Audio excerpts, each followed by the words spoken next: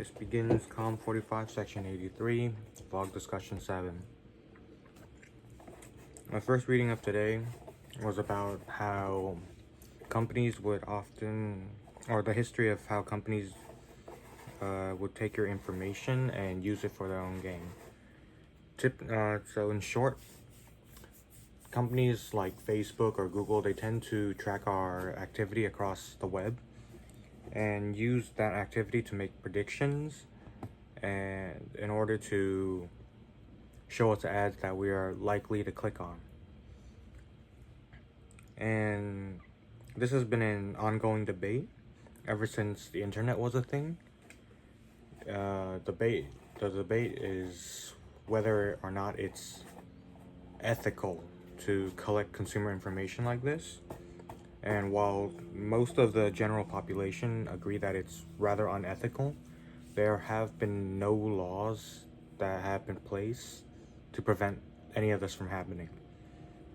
And although even if there were laws in place, from what I've seen, companies will find some way to phrase it in a way that gives them a legal loophole. For example, some time ago I learned that I believe SoundCloud's terms of service, they had some small fine print in their private policy that allowed them to basically track your data and all that, even though none of it was explicitly mentioned. It was in all small fine print. So stuff like that could be a company's way of circumventing any laws.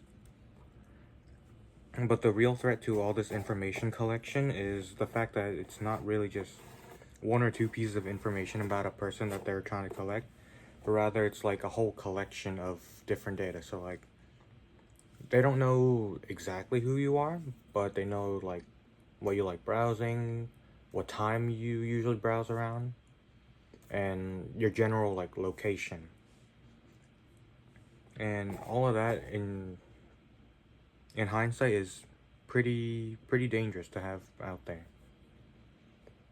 The text also talked about how Google, due to its nature of being a search engine, basically had the advertisement monopoly back in 2011. But in a way, from my point of view, Google was conducting this ad targeting a little more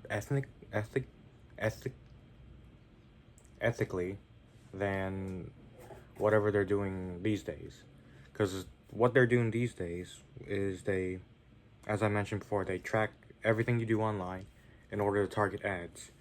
Google's way was basically they just took whatever item you were searching and that they would use that to target ads at you, which is very non-specific and honestly a whole lot safer.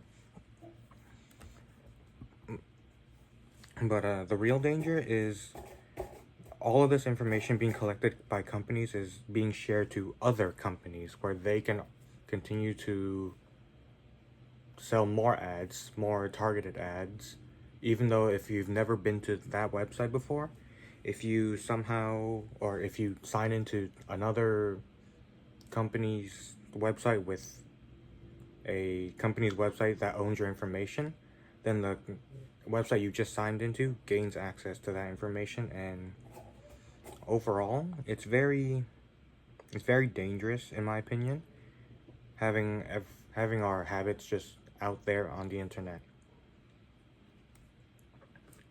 And then the second text mentioned about how we are very engrossed in our technology these days, that it's basically become part of our very life. It becomes a necessity, much similar to like breathing or eating. And it's mentioned in a way that since we occupy a lot of our time with these electronics and these screens, we have sort of in a way kind of villainized boredom, and we don't really leave any room to stop and think. People often, they're often on their screens just mindlessly scrolling these days, consuming information, more and more of it. and it leaves them with very little time to stop and self-reflect. But in a way, this constant like badgering of our attention also allows us to appreciate nature more in some sort of strange way. Because the text mentioned that we tend to idolize like the true nature a lot more these days because it's different and it's a lot prettier than what we see online. And that's led to a higher appreciation of natural things.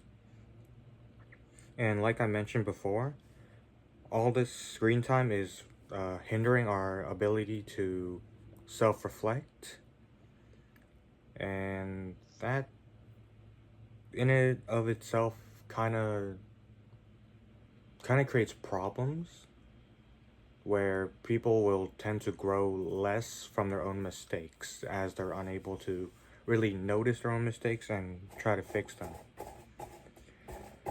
But the end of the text also brought up a really interesting point of what is considered online and what is considered offline. And this made me think of some questions too, like if you're making plans to meet up with your friends, is that considered online or offline? If you hang around in a restaurant that has, or any place that has like a TV screen or some sort of screen, would that be considered online or offline? And are you considered online if you hang around a bunch of people who are always constantly online? Kind of like absorbed by proxy kind of thing? So yeah, this reading kind of relates a lot to my current life, where a lot of these people are in my general social circle.